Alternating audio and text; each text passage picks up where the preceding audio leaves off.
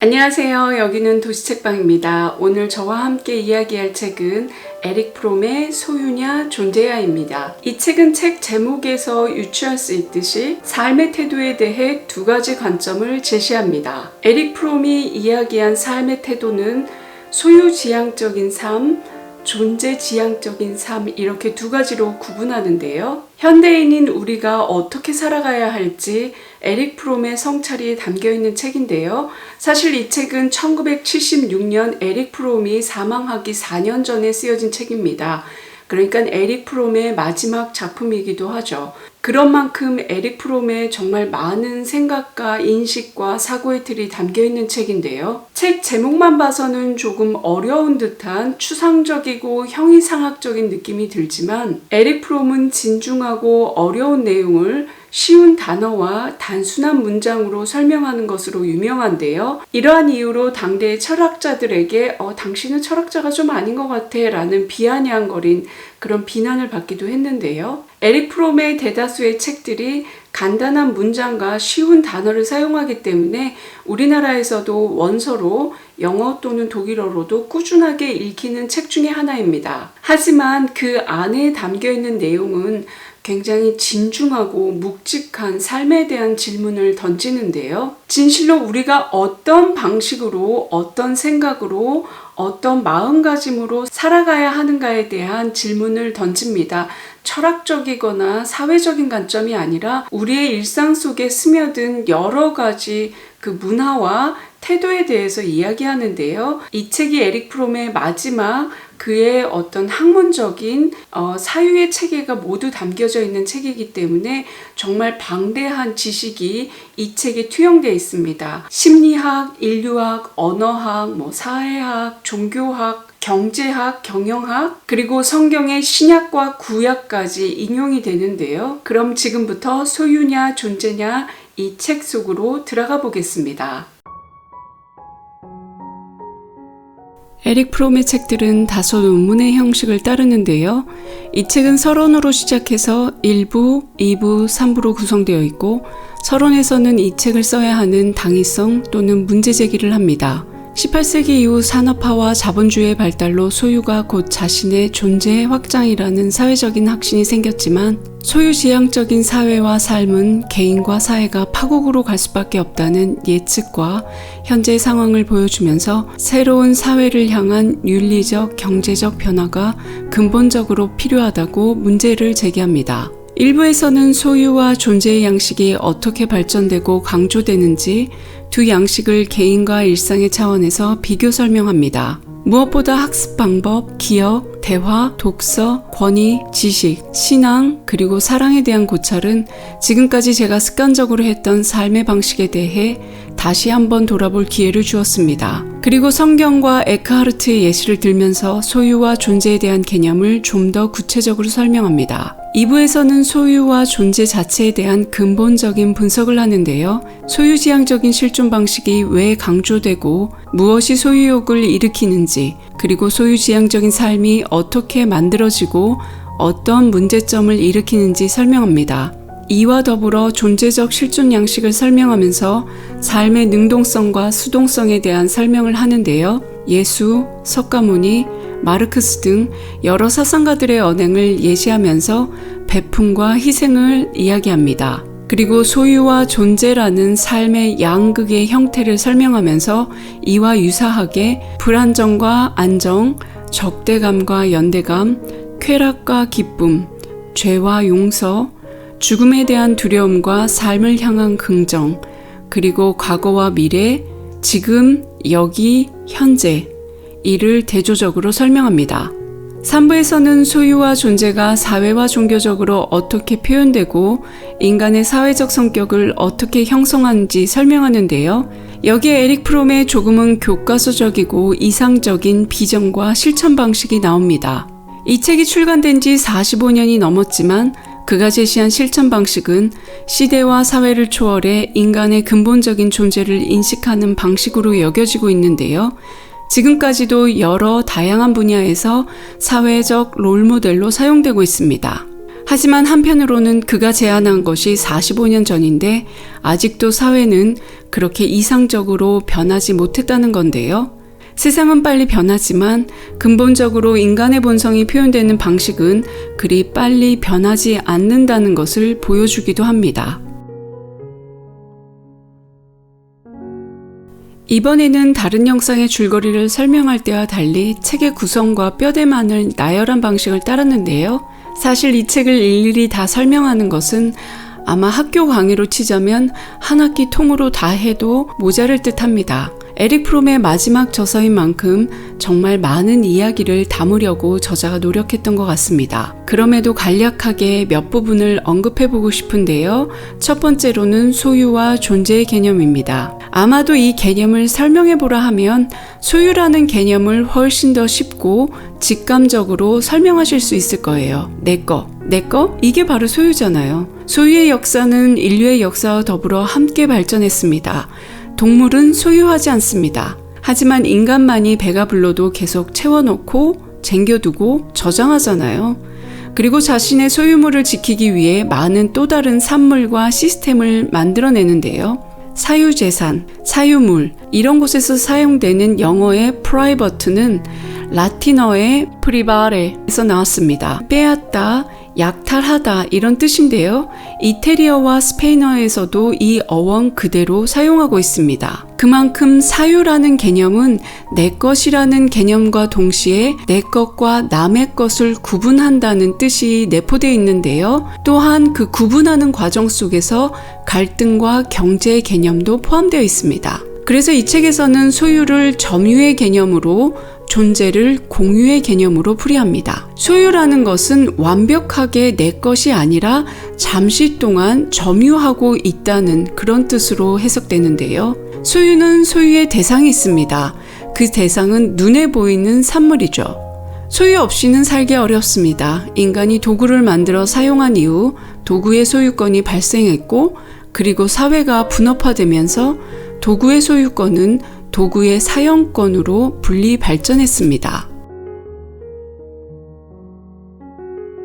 어떻게 보면 소유욕은 반드시 필요에 의해서만 만들어지는 건 아니거든요. 우리 사회는 끊임없이 뭔가를 소비하고 소유하라고 부추기는데요. 내가 가지고 있는 소유의 양과 그 크기에 따라서 내가 성공한 사람이다, 아니다 라는 이런 잣대를 가늠하기 굉장히 쉽잖아요.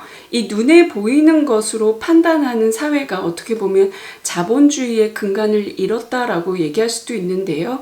이게 가장 극명하게 보여줬던 그 예시가 제가 직접 경험한 건데, 한 번은 제가 어떤 글을 쓰면서 이 결혼정보회사에 대해서 뭐 이렇게 알아봐야 될 게 있어서 제 지인 중에 그 결혼정보회사에 그 매칭을 하시는 분이 있거든요. 그래서 그 회원 가입서를 한번 볼 수 있을까 해가지고 도움을 받은 적이 있습니다. 그래서 그걸 이렇게 보면서 그 친구와 이야기를 하는데 거기 그 회원 정보에 담기는 그것들은 모두가 다 내가 무엇을 가지고 있느냐 였습니다. 나의 이름, 가족관계, 학력. 이 학력이라는 게 사실은 내가 가지고 있는 지식의 크기와 그 높이가 그 수준이 어떻게 되는가 그걸 좀 가늠하잖아요. 그리고 또 이제 뭐 월급이라든지 나의 일정 수입, 뭐 그리고 이제 재산, 온갖 재산의 종류가 굉장히 많잖아요. 그걸 굉장히 자세히 기입해야 된다고 합니다. 그래서 그 재산이 많은 사람들일수록 조금 더 신중하게 매칭을 한다고 했는데요. 그런 세상 또는 그런 과정들이 저한테는 조금 낯설게 다가왔습니다. 그리고 또 이 성공의 잣대가 또 극명하게 보여지는 곳이 동창회잖아요. 이 동창회에 나갈 때 저희들은 딱 그랬거든요. 우리 서로 명함은 주고받지 말자. 왜냐면은 어렸을 때 그 순수한 모습, 즐거웠던 모습으로 이렇게 동창회가 유지가 되면 좋은데, 사실 막 서로 명함 보여주면서 이렇게 좀, 나 성공했어. 이렇게 보여주는 친구들이 있잖아요. 그 명함 안에는 정말 많은 정보가 들어있거든요. 이 친구가 얼마만큼 노력을 했고, 얼마만큼 사회적으로 성공을 했고, 어떤 사회적 지위와 명예를 가지고 있는지 그 작은 명함 안에 다 드러나 있는데, 그 또한 어떻게 보면 성공의 잣대고 그리고 그 나의 노력이다라고 얘기할 수 있습니다. 제가 그렇게 성공하고 노력하는 거에 대해서 폄하하는 건 절대 아닙니다. 저도 한때 굉장히 열심히 노력을 했고 그로 인해서 그 덕분에 제가 편안하게 살 수 있었던 시기가 있었고요. 그리고 거기에 대한 만족감 또는 성취감 이런 게 굉장히 어떤 자존감이라든지 나의 어떤 능력을 인정받는 그런 피드백이 있어서 굉장히 좋기도 했거든요. 근데 어느 순간에 저는 번아웃을 겪었고 그런 것들이 굉장히 공허하고 어떤 물질적으로 또는 어떤 사회적인 어떤 명예나 이런 것들이 좋기도 하지만 그게 전부는 아니구나 라는 생각이 딱 들었어요. 그때 이제 저는 심한 어떤 정체기를 겪었는데요. 그래서 많은 사람들이 그런 정체기가 오면 그걸 극복하기 위해서 뭐 운동도 하고 책도 읽고 뭐 상담도 받고 명상도 하지만 많은 사람들이 또 쇼핑을 가기도 하거든요. 그래서 마음의 빈 공간을 어떤 물질로 채워 놓으면서 일시적인 어떤 안정감이라든지 어떤 편안함은 얻을 수 있는데요. 그게 그렇게 오래 가지 않는다는 거죠.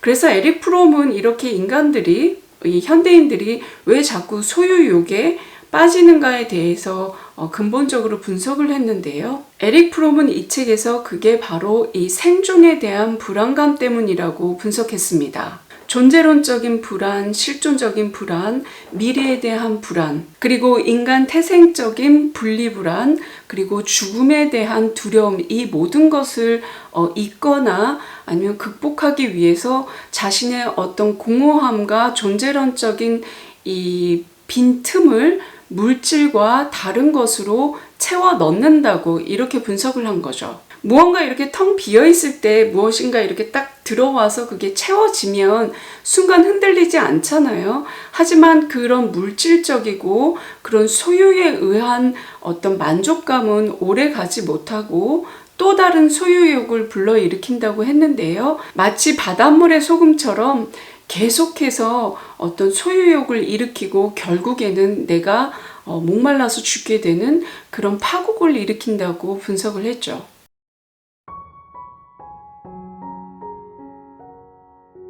에릭 프롬은 소유하는 그 대상을 여러 가지로 분류했는데요. 그 중에 시간에 대해서 한번 얘기해 보겠습니다. 우리는 시간을 소유할 수 있을까요? 시간은 소유할 수 없습니다. 하지만 시간을 대하는 방식은 에릭 프롬에 따르면 소유형과 존재형이 있습니다. 시간을 소유로 생각하면 기억이라는 그 과거 행위에 대한 결과물을 소유한다는 뜻으로 해석하는데요. 오늘의 행위는 내일의 보상으로 대체됩니다. 오늘이라는 지금 현재를 과거를 기억하고 미래를 위해 미리 사용하는 셈인 거죠. 이러한 해석을 토대로 하자면 소유지향적인 삶의 방식에서는 과거와 미래가 있을 뿐입니다.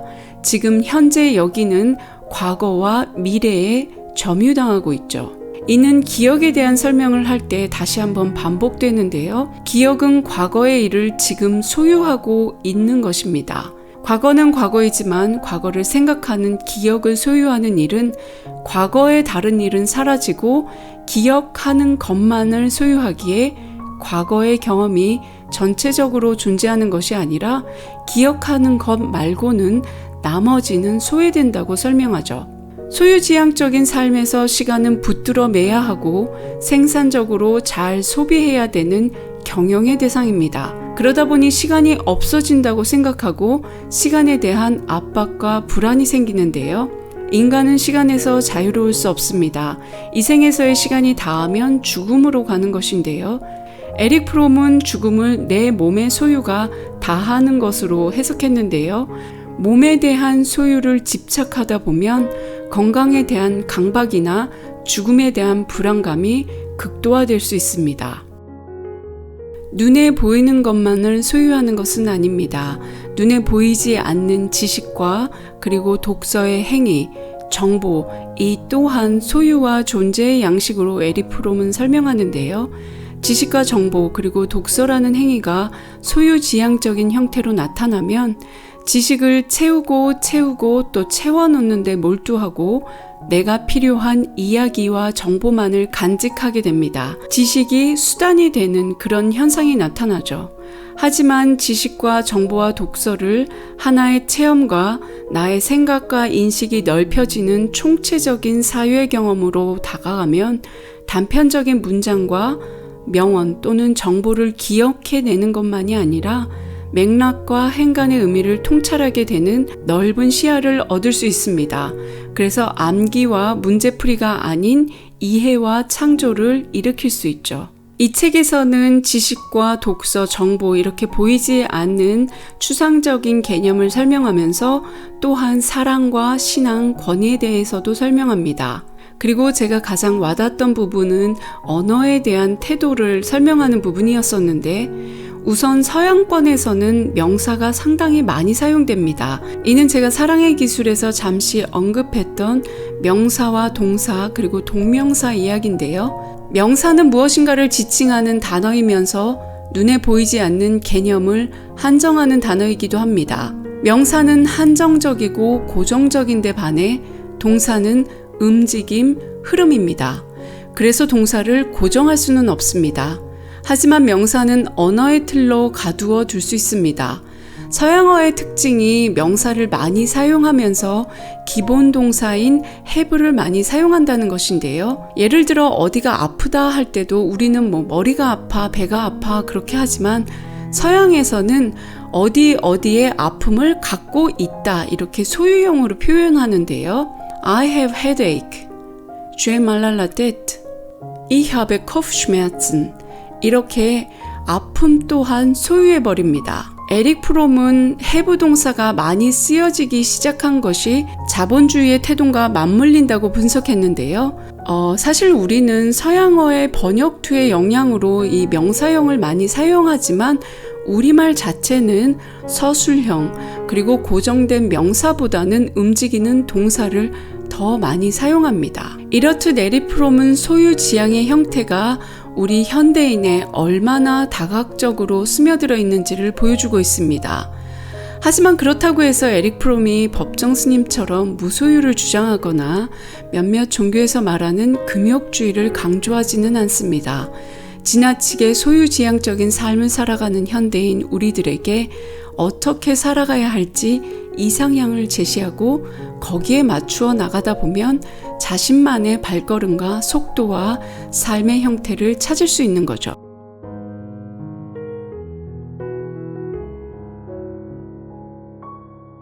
그렇다면 에릭 프롬이 말하는 존재지향의 삶은 구체적으로 어떤 모습일까요? 소유의 반대가 존재일까요? 지금 우리는 소유 없이 살 수는 없습니다. 이 세상에 누구도 책임지지 않고 혼자 산다면 그렇게 살 수도 있겠죠. 하지만 친구가 생기고 사랑하는 사람이 생기고 가족이 있으면 소유 없이는 살기 정말 어렵습니다. 사랑하는 사람에게 무엇인가를 좋은 거를 해주고 싶고 평안하고 안락한 삶의 환경을 제공해주고 싶은 게 어떻게 보면 사랑의 본능이기도 한데요. 이러한 행동에는 소유 또는 점유의 행동이 따르기 마련입니다. 에릭 프롬은 소유하려는 행동 자체의 문제를 삼지는 않습니다. 단지 소유를 하기 위한 목적과 의도를 알아야 한다고 말하죠. 하지만 소유지향적으로 살다 보면 주객이 전도돼서 자아소외, 자아상실이 되고 맙니다. 필요에 의해서 무엇인가를 소유하지만 결국 소유를 위한 소유가 되어버리고 소유하기 위해 노력한 나, 자아의 본질은 소유하기 위한 목적의 수단으로 전락하고 말죠. 돈과 소유로 내 자아가 편하게 살게 된 게 아닌 게 되고 말죠. 여러분도 잘 아시다시피 돈과 소유는 삶을 편안하게 만듭니다. 하지만 그것이 전부는 아니겠죠. 존재지향적인 삶은 돈과 소유가 삶의 목적이 아닙니다. 돈을 위해 사는 것이 아니라 삶의 경험과 체험을 위해 돈을 벌고 돈을 소비하는 거죠. 존재지향적인 삶은 지금 이 순간을 느끼며 체험하는 것을 말합니다. 지금 내가 여기에 존재하기 위해서 나의 고정된 생각과 습관, 그리고 익숙함이 주는 편안함을 때로는 벗어나야 하기도 합니다. 습관이라는 것은 내가 갖고 있는 시간이 만들어 놓은 과거의 결과물이거든요. 그렇기 때문에 오늘을 체험하기 위해 방해되는 모든 것들을 제거하는 것이 존재를 위한 첫 번째 걸음입니다. 이렇게 말하니까 정말 거창하고 어렵게 느껴지는데요. 모든 행동을 주체적으로 행하는 능동성이 요구됩니다. 나라는 주체가 무엇을 하는 데 있어 결과를 소유하기 위해 나아가기보다는 내가 그것을 하고 싶다는 능동적인 기쁨과 적극성에 방점을 두는 것이죠. 물론 결과적으로 무엇이 좋다 나쁘다 할 수는 없지만 내 마음의 지향점이 소유냐 존재냐에 따라 내가 갖는 삶의 의미와 태도는 180도 달라질 수 있습니다.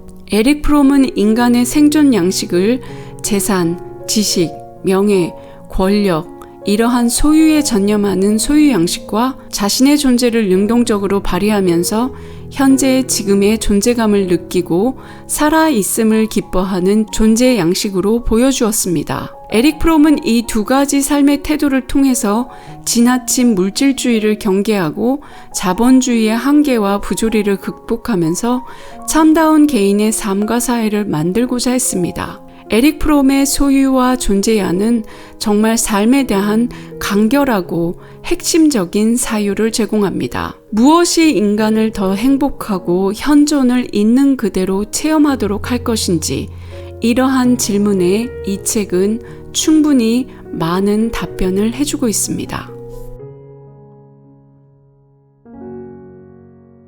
제가 이 책을 읽으면서 떠오른 광고 카피라이터가 있는데요. 제가 한 건 아니고요. 그 본 것 중에서 기억이 났다는 뜻이죠. 그래서 그게 무슨 자동차 광고였었는데 어떻게 사냐 묻길래 제 자동차를 보여줬습니다. 이런 거였나?